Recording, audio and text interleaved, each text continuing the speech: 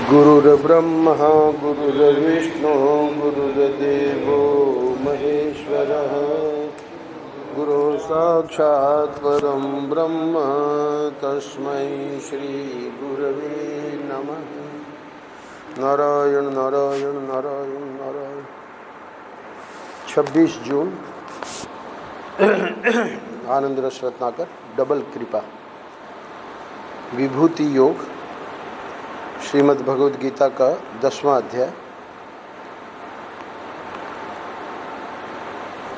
परम पूज्य महाराज श्री के जो बम्बई में प्रवचन हुए तो उनको लिख लिया गया। बाद में ये जो ग्रंथ बना उसी ग्रंथ में से 295 296 नीचे ग्रंथ का नाम दिया है।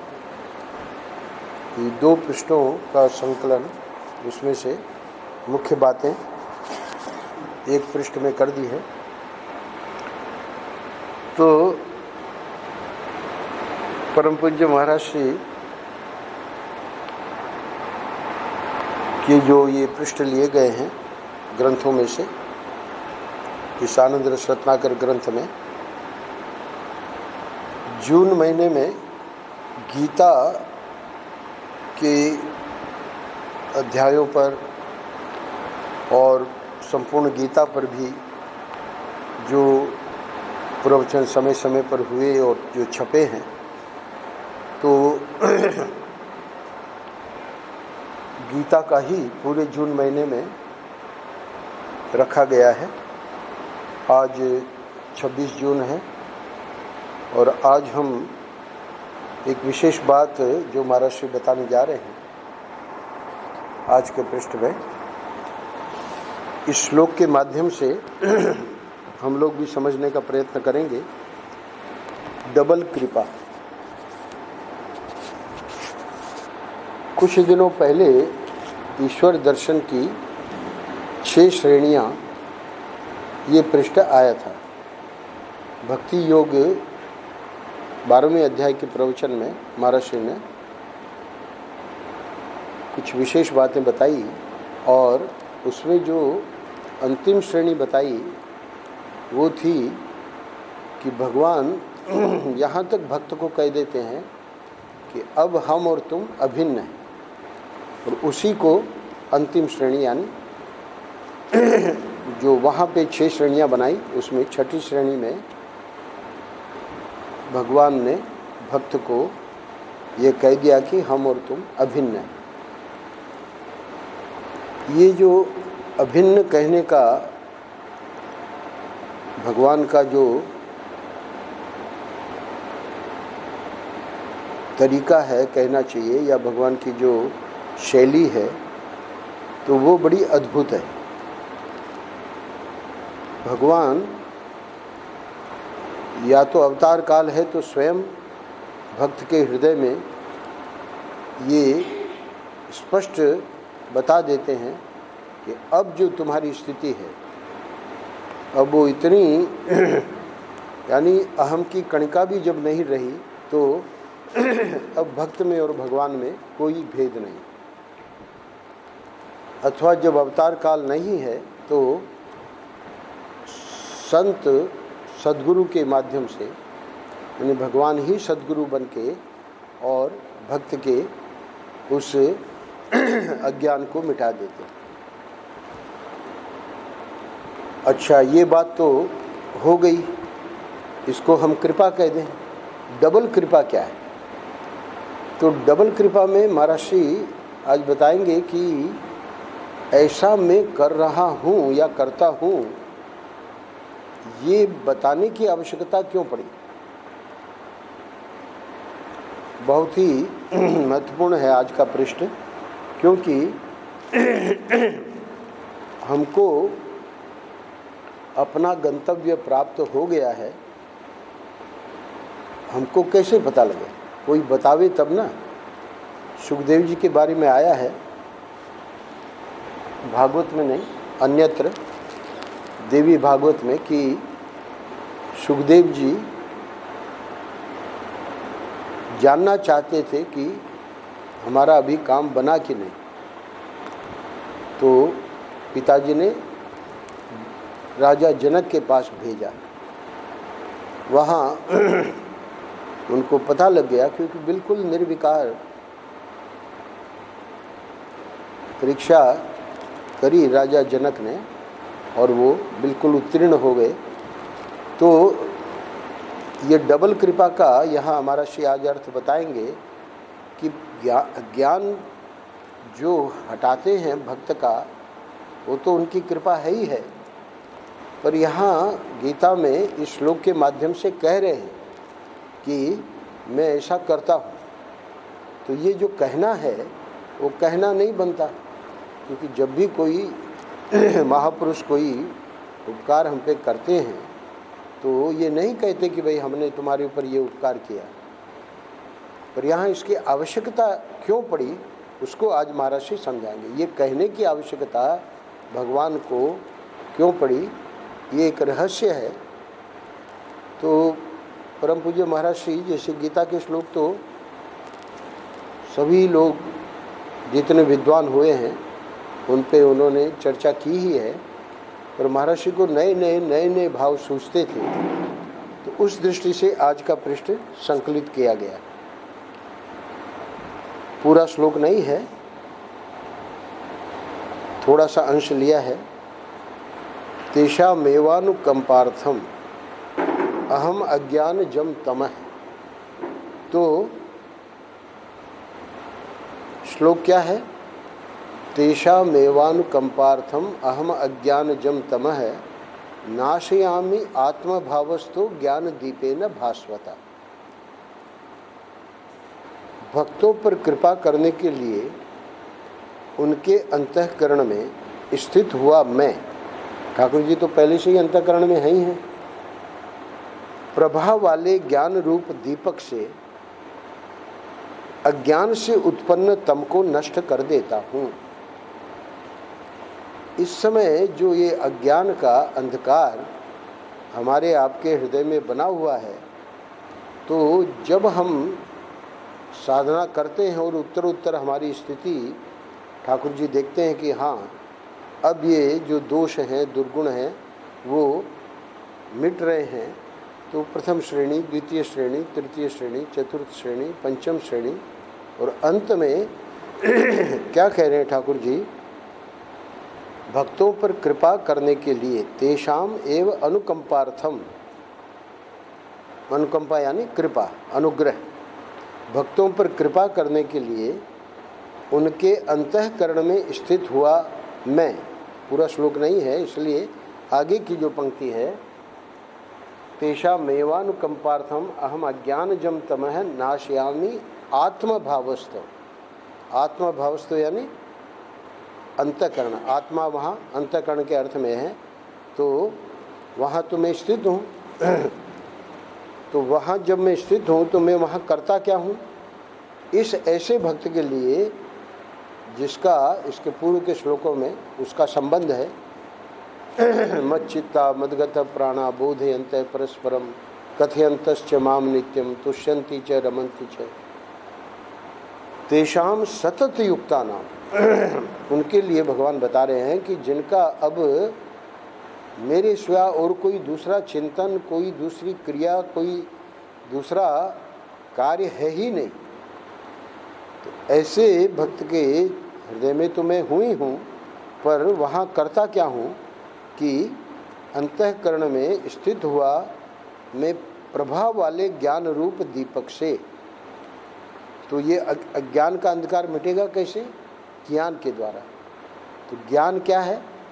ज्ञान ही स्वयं प्रकाश यानी प्रभा स्वरूप ही है, और वो जो प्रभा वाला ज्ञान रूप दीपक है, यानी कि उपदेश के द्वारा, ज्ञान के उपदेश के द्वारा वो जो अज्ञान है वो मिट जाता है। जो हम नहीं जान रहे थे अपने को कि मेरा जो शुद्ध स्वरूप है वो ही परमात्मा है, तो भगवान ने उस अज्ञान को हटा दिया।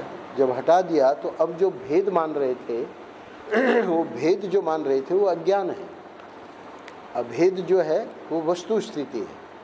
तो वस्तु स्थिति को भगवान जनवा देते हैं। गोस्वामी जी ने कहा कि कौन जानता है जिसको आप जन्मा देते हैं, और उससे होता क्या है, जानत तुम ही हो जाएगी। जब वो आपको जान लेता है तो वो तो फिर तुम ही यानी आपका स्वरूप ही हो जाता है। परम पूज्य महर्षि जब ये श्लोक विभूति योग का महर्षि के सामने आया तो महर्षि उसकी व्याख्या में कह रहे हैं, यहाँ यानी इस श्लोक में भगवान स्वयं अपने मुंह से अपने भक्त पर जो विशेष कृपा करते हैं उसका वर्णन कर रहे हैं। शिष्टाचार तो ऐसा है कि अगर किसी का कोई उपकार करे तो अपने मुंह से न बतावे कि हमने तुम्हारे ऊपर ये कृपा की है। व्यवहार में हम लोग देखते ही हैं, जो लोग कहते हैं तो उसको अच्छा नहीं माना जाता। तो शिष्टाचार तो यही है, बस ठीक है, हमारे हृदय में आया और हमने उसको कोई ज़रूरत थी, हमने उसको दे दिया।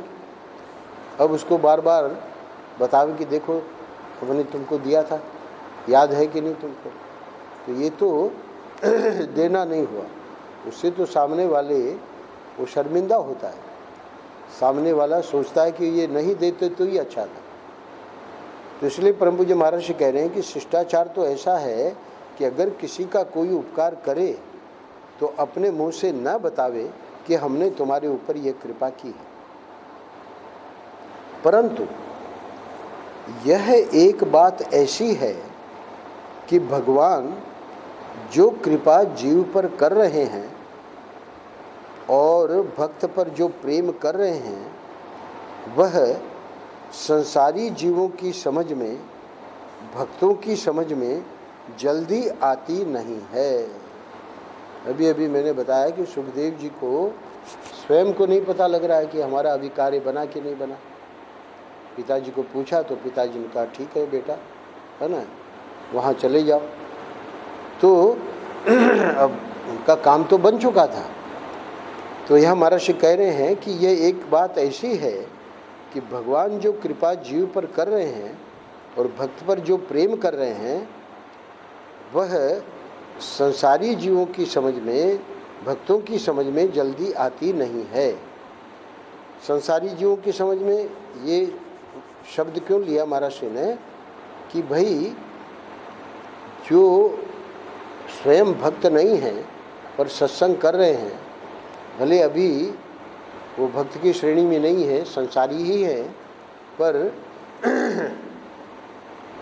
उनको भी इस श्लोक की जब व्याख्या पढ़ेंगे सुनेंगे तो उनको भी पता तो लगे कि भाई जो भक्त हैं उनके जीवन में भगवान कैसे क्या करते हैं।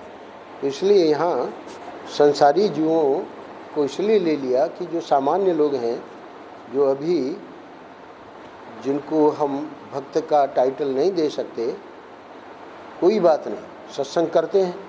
तो जो सत्संगी हैं, भले अभी पूर्ण रूप से भक्त नहीं हैं, उनके भी काम की ये बात है। क्यों? क्योंकि उनको भी आगे चल के जब वे भक्त बनेंगे तो ये बात समझ में आवेगी कि भाई इसमें तो भगवान ने ऐसा स्वयं कहा है कि मैं उसको जन्माता हूँ। आगे देखिए क्या कह रहे हैं। परम पूज्य महर्षि कह रहे हैं कि यह एक बात ऐसी है कि भगवान जो कृपा जीव पर कर रहे हैं और भक्त पर जो प्रेम कर रहे हैं वह संसारी जीवों की समझ में, भक्तों की समझ में जल्दी आती नहीं है। और जब तक उनको समझ में नहीं आवेगा तब तक उनका कल्याण नहीं होगा। बीच में पूर्ण विराम की ज़रूरत नहीं है, कोमा हो सकती है। तो जब तक उनको समझ में नहीं आवेगा तब तक उनका कल्याण नहीं होगा। देखिए सुखदेव जी इसीलिए पूछ रहे हैं। अब जब पूछे और राजा जनक के वहाँ जाकर पता लग गया तब तो कल्याण स्वरूप ही है। तो अब जब तक पता नहीं है तब तक मन में एक खटका बना हुआ है कि पता नहीं हम अपने गंतव्य पे पहुँचे कि नहीं। तो गंतव्य में पहुँचने के बाद फिर ठाकुर जी जो करावें उसमें उनको कोई किसी प्रकार का नून नच नहीं है। पर ये तो ठाकुर जी को स्वयं बताना पड़ेगा। इसलिए अगले पैराग्राफ में महाराज जी समझा रहे हैं, तो यह भी कृपा पर कृपा है, माने डबल कृपा है। कैसे महाराज? क्योंकि जो कृपा को समझे नहीं, स्नेह प्रेम को समझे नहीं, उसके ऊपर किया हुआ स्नेह प्रेम की हुई कृपा भी अपना फल नहीं दिखाती है। बहुत सुंदर बात है। क्या है कि भक्त तो अपने इसी भक्ति में रहते हैं। अब भक्त को यहाँ ज्ञान का उपदेश कर दिया गया है। रामकृष्ण परमहंस रहते थे, काली माँ के भक्त थे, और कहाँ तोतापुरी जो श्रोत्रिय ब्रह्मनिष्ठ महात्मा, पंजाब के महापुरुष, उनको प्रेरणा हुई और वो वहाँ दक्षिणेश्वर पहुँचे जहाँ रामकृष्ण परमहंस रहते थे। संतों का आदर होता था, उनको वहाँ ठहरा दिया गया। उनको जो प्रेरणा हुई वो उन्होंने कहा रामकृष्ण परमहंस जी को। उनको तो कोई ऐसी अपेक्षा नहीं थी, नहीं उनको अपने में कोई कमी लग रही थी, पर ये जब पहुँचे हैं वहाँ तो इनको जो प्रेरणा हुई, इन्होंने कहा कि हम तुमको ज्ञान का उपदेश करेंगे।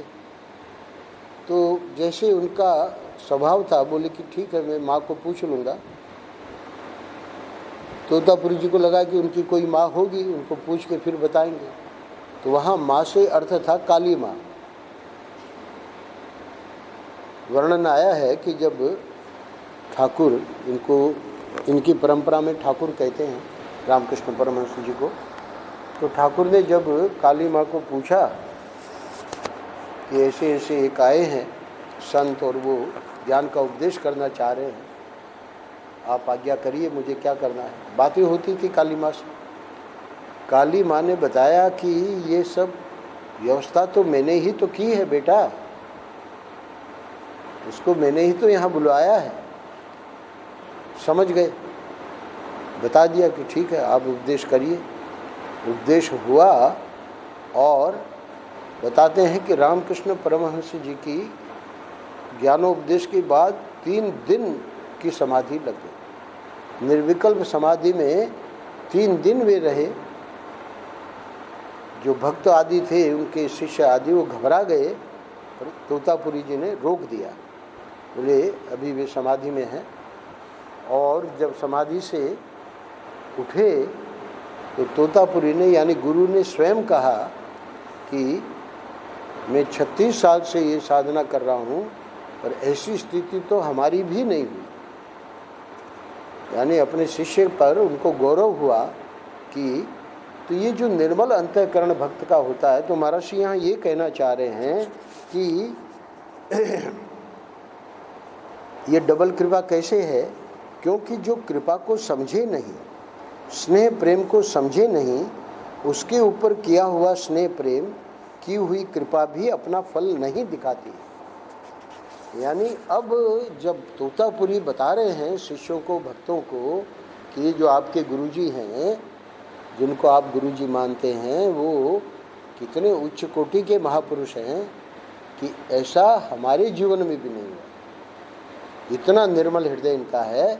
और इनको अब तो इसलिए भगवान ने स्पष्ट कह दिया इस श्लोक में कि मैं या तो स्वयं तो अवतार काल में तो आप देखिए भगवान कृष्ण के रूप में अर्जुन का अज्ञान, उद्धव जी का अज्ञान दूर कर रहे हैं, उधर गोपियों का अज्ञान कुरुक्षेत्र में दूर कर रहे हैं। और सामान्य रूप से, अंतर्यामी रूप से सबके हृदय में है ही हैं, पर ये जो उपदेश दिया जाएगा वह हमेशा या तो स्वयं भगवान अथवा संत। तो संत रूप में भगवान जब उपदेश करते हैं, संभव है कि भाई भक्त को उसकी कोई पड़ी नहीं है। गोपियों ने कुरुक्षेत्र में भगवान के ज्ञान देने पर वहाँ सुखदेव जी लिखते हैं, स्वामी गिरीशानंद जी इसको बहुत अपने प्रवचन में अच्छी तरह समझाते हैं। वहाँ सुखदेव जी ने स्पष्ट लिखा कि गोपियों का जीव कोष ध्वंस हो गया, यानी उनको ज्ञान हो गया, उनका अज्ञान मिट गया। और गोपियों का जो अगला श्लोक है, जो ठाकुर जी के प्रति वो अपना भाव व्यक्त करती हैं ज्ञान होने के पश्चात, वो ध्यान देने लायक है। वो कहती हैं कि हमारी आपके चरणों में भक्ति बनी रहे। तो चूँकि ज्ञान का महर्षि यहाँ ये कहना चाह रहे हैं इस पंक्ति में कि वो जो कृपा हुई, ये डबल कृपा क्यों है, ठाकुर जी क्यों कह रहे हैं, उपकार करके कोई बताता तो नहीं है कि मैंने उपकार किया, और यहाँ तो स्वयं बता रहे हैं कि मैं ऐसा करता हूँ। तो वो इसलिए बताना पड़ रहा है कि अगर सिर्फ कृपा कर दी और वो भक्त को उसका अनुभव नहीं हुआ तो वो कृपा भी अपना फल नहीं दिखाती। इसको आगे इसी पृष्ठ में और स्पष्ट करके समझाएंगे। कारण यह है कि उसके हृदय की जो रुक्षता है, जो कठोरता है, वह दूर नहीं होती है। इसलिए भगवान कृपा करके यह बात भी बताते हैं। अब देखिए, जो भक्त हैं वहाँ तो उनके हृदय में रुक्षता और कठोरता का प्रश्न ही नहीं है। तो इसलिए ये दोनों ओर से घटाना, यानी जो मैं प्राय ये दृष्टांत देता हूँ, दृष्टांत क्या सच्ची घटना है कि भिक्षु शंकरानंद जी के पास महाराष्ट्र को पंडित शंतनु बिहारी द्विवेदी को भेजा, और इसको दूसरे अर्थों में भी ले लें कि पंडित शंतनु बिहारी द्विवेदी वहाँ भिक्षु शंकरानंद के पास गए, यानी परस्पर एक ज्ञानी है, और वो ज्ञानी क्या है, उसके हृदय की जो रुक्षता है, कठोरता है, वह दूर नहीं होती है। तो इन पे क्या कृपा है कि वो जो भागवत के महाराष्ट्र ने भागवत सुनाई, उस भागवत को सुनने के बाद अब ये पूर्णता हुई।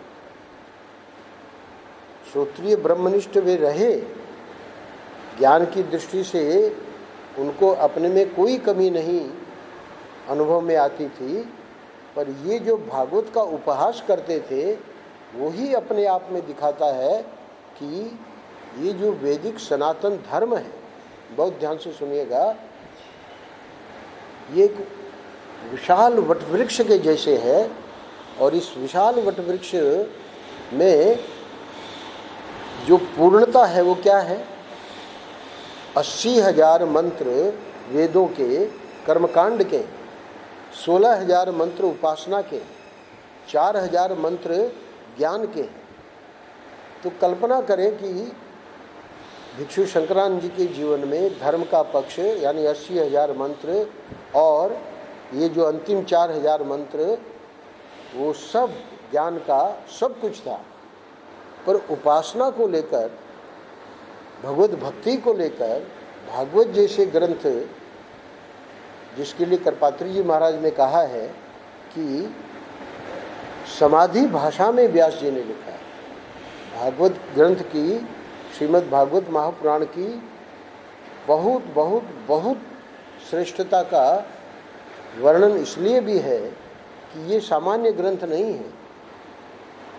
व्यास जी को ये आज्ञा हुई कि जितनी ठाकुर जी की लीलाएं हैं उनको तुम देख के और फिर जो श्रेष्ठ लीला है उसका वर्णन करो। तो ये जो भागवत है इसमें पूरे वेदों का रहस्य है। इसलिए ये जितने अंश में वो जो कमी थी वहाँ ठाकुर जी ने पंडित शंतनु बिहारी द्विवेदी को पहुंचाकर और वो दूर कर दी। उसी अंश में कह रहे हैं महर्षि कि कारण यह है कि उसके यानी ये जो वेदांती तो है, पर वेदांती होने के बावजूद भी भक्ति की कभी खंडन भी कर देता है।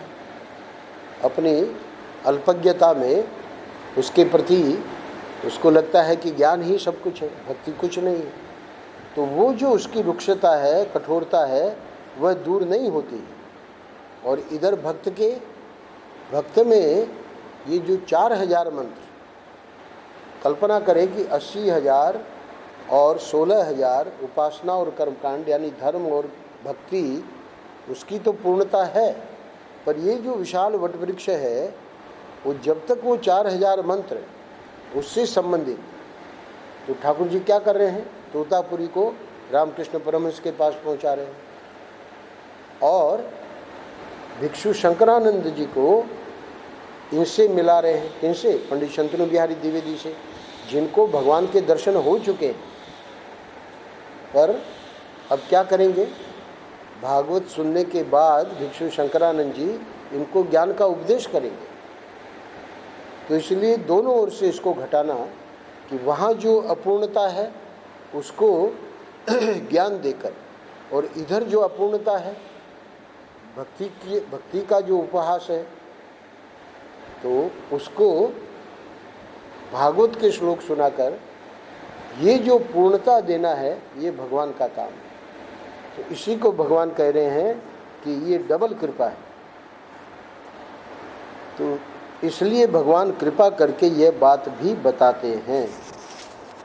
अब मुख्य जो प्रसंग है वो भक्त का है, इसलिए अंतिम ये जो 4 पैराग्राफ है और अंतिम पंक्ति, उसमें महर्षि समझा रहे हैं, थोड़ा ध्यान से सुनिएगा। भगवान देखते हैं कि ये जो हमारे भक्त हैं ये तो हमारे लिए ही नाचते हैं, गाते हैं, बजाते हैं, हमारे अंदर अपना मन लगाते हैं, अपनी बुद्धि लगाते हैं, मेरी बात करते हैं, मुझ में लगे रहते हैं। तो इन भक्तों को प्रयत्न करके कर्तृत्व पूर्वक लगे रहना पड़ता है, इन्हें जोर लगाकर हमको पकड़ना पड़ता है। अब इनके ऊपर ऐसी कृपा करें कि जिससे इनको जोर न लगाना पड़े और मैं मिलता रहूं। ये ज्ञान की विशेषता हो गई।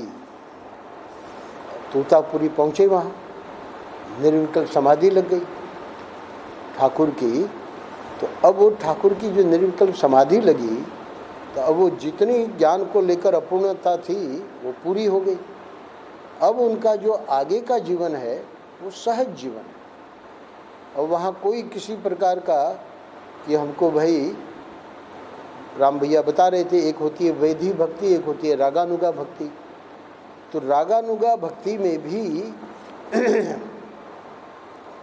जब तक ज्ञान नहीं होता, जब तक अज्ञान भगवान पूर्ण रूप से नहीं मिटा देते, तब तक वो जो मैं यानी मैं भक्त, तो मुझे अभी ये करना है, उसका एक कर्तव्य रूप से उसी को महर्षि समझा रहे हैं कि यद्यपि ये भक्त पूर्ण रूप से मुझ में लगे हैं, तो इन भक्तों को प्रयत्न करके कर्तृत्व पूर्वक लगे रहना पड़ता है। अब वो जो कर्तृत्व पूर्वक लगे रहना पड़ता है, इन्हें जोर लगाकर हमको पकड़ना पड़ता है।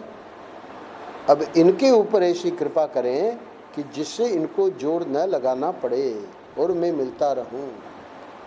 यानी जब ज्ञान हो गया कि अब हम और ठाकुर जी अभिन्न हैं, तो अब जो है सहज स्थिति। आपने देखा दत्ता अवधूत जी आए हैं। अब दत्ता अवधूत जी कभी तो 1 बजे भोजन कर रहे हैं, कभी 2 बजे भोजन कर रहे हैं। अरे भाई, कोई नियम होना चाहिए ना। आप महात्मा हैं, अब उनको ये कोई जोर लगा के पकड़े नहीं रहना पड़ेगा, क्योंकि अब अज्ञान उनका मिट गया है। तो अज्ञान जब मिट गया है, तो जैसे ठाकुर जी है ना, वीडियो कॉन्फ्रेंस है, ठाकुर जी जो कार्य करवा रहे हैं उसमें समय लगा, और अपना वो 1 घंटे का जो आराधना है वो तो करनी ही करनी है। तो उनके लिए वो सहज है। उसमें ये कोई नहीं कि भाई 1 बजे या 2 बजे या हमको 12 बजे ही बिल्कुल समय पे भोजन करना है, कुछ नहीं। तो ये जो कर्तृत्व पूर्वक पकड़े रहना पड़ता है, महर्षि समझा रहे हैं कि अब इनके ऊपर ऐसी कृपा करें कि जिससे इनको जोर न लगाना पड़े और मैं मिलता रहूं। तो मैं मिलता रहूं का मतलब अभिन्न हो जाए। तो जब अभिन्न हो गए तो अब कुछ सोचने की जरूरत ही नहीं, जो करवा रहे हैं वो करवा रहे हैं। देखिए ये जो है वाक्य जो करवा रहे हैं वो ही करवा रहे हैं। वो हम लोग भी अज्ञान दशा में इस वाक्य को लेकर और अपना जो प्रमाद है, अपना जो आलस्य है, अपनी जो मूर्खता है, अज्ञान है, इसको पाले रहते हैं। इसीलिए गोस्वामी जी ने कहा, गुण तुम्हारे समझे निज दोष। दोष जो हैं, प्रमाद आलस्य आदि हैं, उसको इस वाक्य के द्वारा कहीं हम लोग प्रश्रय न दे दें। परम पूज्य महाराज के 2 पृष्ठ, उसमें मुख्य रूप से एक पृष्ठ दैनिक जीवन में गीता का इसी आनंद रस रत्नाकर में हमने लिया है। वहाँ महाराज ने बड़ी गंभीरता से अपनी वेदना को, अपने हृदय के दुख को प्रकट किया है।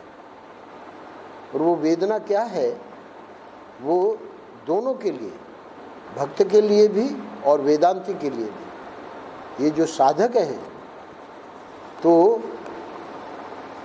अगर ये जो भक्त है साधना में, अगर वो कहता है कि भाई जो भी कुछ हो रहा है वो तो ईश्वर करवा रहा है, ईश्वर की इच्छा के बिना तो एक पत्ता भी नहीं हिल सकता है ना, तो मेरे द्वारा जो क्रिया हो रही है तो वो क्या मैं उसमें करता मैं हूँ क्या, तो ईश्वर करवा रहा है। महाराज श्री सावधान करते हैं कि ये जो अपना दोष है ना, उसको इस प्रकार के वाक्यों से, ये वाक्य जो हैं वो कौन कह सकते हैं, जो पहुँचे हुए संत हैं। उन पहुँचे हुए संतों के वाक्यों को चूँकि हम पढ़ लेते हैं शास्त्रों में, और पढ़ के और हम अपने पर लगाने लगते हैं, इसलिए गोस्वामी जी को लिखना पड़ा, हे प्रभु गुण तुम्हार समझे निज दोषा। जो भी गुण हैं हमारे में वो प्रभु आपके हैं, और दोष जो हैं वो हमारे। स्वामी राम सुखदास जी ने लिखा है कि हमको आपको जो साधन भजन कर रहे हैं, जब पता लगे कि ये अवगुण हमारे में है, ये दोष हमारे में है, तो उस दोष की कभी भी उपेक्षा न करें, कभी भी अवहेलना न करें कि भाई है तो कोई बात नहीं, पड़ा रहे को। बोले ये बहुत खतरनाक है। उस दोष को पूरा प्रयास करके साधक को मिटाना ही मिटाना है, क्योंकि लक्ष्य जो है वो भगवत प्राप्ति है ना। तो भगवत प्राप्ति, इन दोषों के रहते भगवत प्राप्ति संभव नहीं है।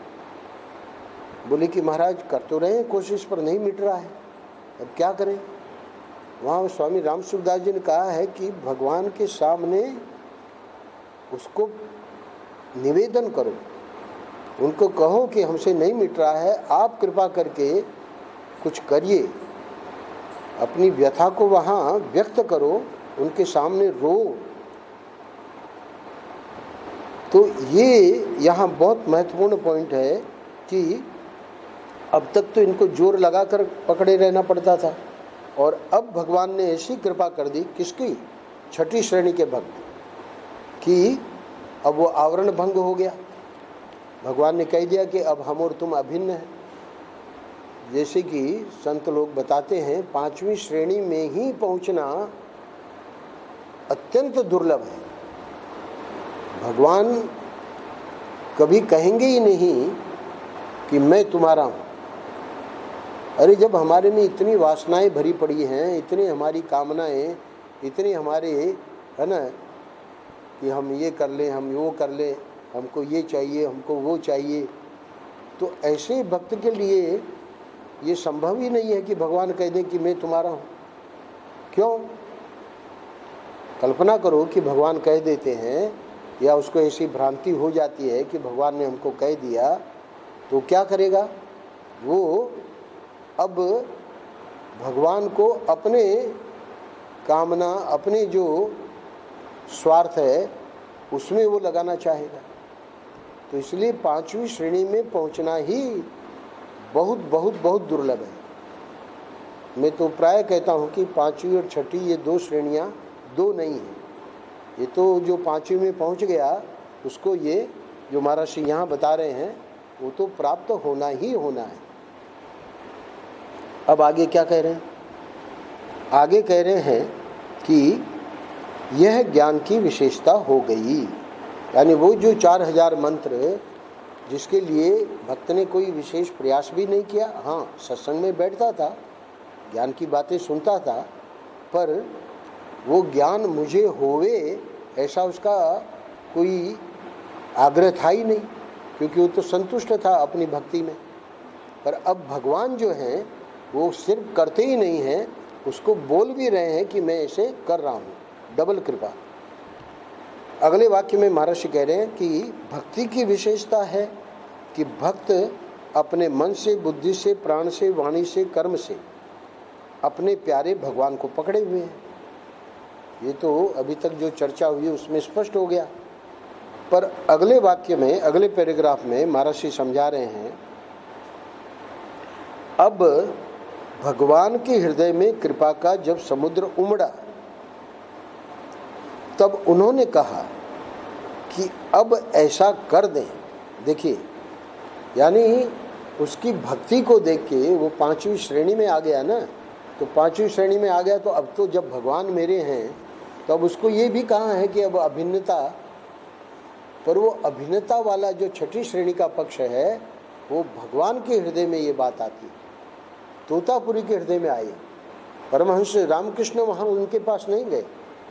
एक और कथा है मुसलमान भक्त की, वो अपना भजन करते थे, पर एक वेदांती जो महापुरुष थे, अब वो वहाँ बैठे हैं। प्रथम दिन स्वप्न कि उसके पास जाके उसको ज्ञान दो, द्वितीय दिन, तृतीय दिन, अब महाराज उसको समझ में ही नहीं आवे कि उसको पहले हम ढूंढें, फिर वहाँ पहुँचे, और वो बार बार वो सपना आवे कि वहाँ जाओ उसको ज्ञान दो। आखिर में वो गए, ढूंढा, मिल गए, उधर गांव के बाहर किसी मंदिर में अपना करते थे भजन। ऐसे ऐसे भक्त हुए हैं, रसखान वगैरह, तो ज्ञान का उपदेश किया। जैसे संत को प्रेरणा हुई और ज्ञान के उपदेश से उनका काम तो बन गया। जैसे अभी अभी मैंने सुनाया परमहंस रामकृष्ण जी की बात, तो वहाँ पर वर्णन आया है कि अब ये समझ तो गए, पर फिर भी भाई 2-3 दिन के इस उपदेश में समझो कोई बात इनको आगे जाके शंका होवे, तो अपना जो भी पता था उसको दिया भक्त को। तो बोले कि तुम चिट्ठी लिख देना, कभी कोई बात हो तो हम आ जाएंगे या तुम आ जाना वहाँ पे। वो भक्त हंसने लगा और बहुत देर तक हंसता रहा। अब वो जो संत जी जो आए थे वेदांती, उनको समझ में ही ना आवे कि ये हंस क्यों रहा है। भाई इसमें कोई बात तो हम गलत कह नहीं रहे हैं, इसको ज्ञान का उपदेश दे दिया, चलो हम ये भी देख रहे हैं कि लगता है ये संतुष्ट है, पर आगे चल के कोई शंका हो सकती है, तो इसमें हंसने की क्या बात है, पूछा। उसने कहा भक्त ने कि मैं तो आपको बुलाने गया नहीं था। अरे भाई, जिन्होंने आपको प्रेरणा दी, यहाँ भेजा, अगर कुछ होगा तो वही आपको भेजेंगे, मुझे थोड़ी चिट्ठी लिखनी पड़ेगी। तो इसलिए महर्षि यहाँ कह रहे हैं कि अब भगवान के हृदय में कृपा का जब समुद्र उमड़ा तब उन्होंने कहा कि अब ऐसा कर दें कि किसी को पकड़ना न पड़े। किसी को मतलब अब तक वो जो बुद्धि, प्राण, वाणी, कर्म है ना, उससे वो भगवान को पकड़े हुए है, तो अब वो किसी भी मतलब विधा से उसको पकड़ना न पड़े। तो उनके ऊपर कृपा करने के लिए कि जिससे वे साधन के परिश्रम से मुक्त हो जाएं। 15वां अध्याय हमने पढ़ा ना, इति गुह्यतमं शास्त्रम इद मुक्तम मया नघ। आखिरी श्लोक, एतद बुद्ध्वा बुद्धिमान स्यात् कृत कृत्यश्च भारत। ये थोड़े दिनों पहले महर्षि ने कहा, कर्तव्य इतने हैं कि मरते मरते हम यही सोचते मरेंगे कि ये काम रह गया और फिर जन्म लेना पड़ेगा। कृत कृत्यश्च भारत, ये ज्ञान की क्या महिमा है, कोई कर्तव्य अब नहीं। उसी को महर्षि बता रहे हैं कि तो उनके ऊपर कृपा करने के लिए कि जिससे वे साधन के परिश्रम से मुक्त हो जाएं। कोई कुछ है ही नहीं, बस सहज है।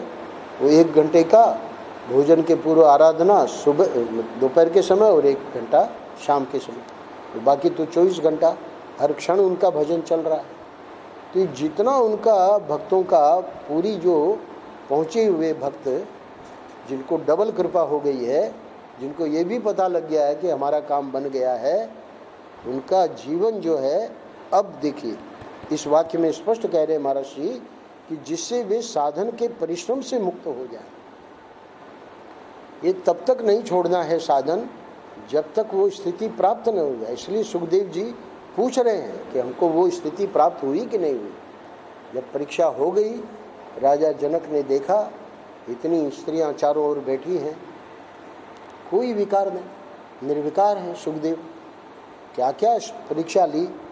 वहाँ पहुँचे हैं, 7 दिन तक तो उनको प्रवेश नहीं मिला। पहले से ही राजा जनक को पता था कि वो आवेंगे।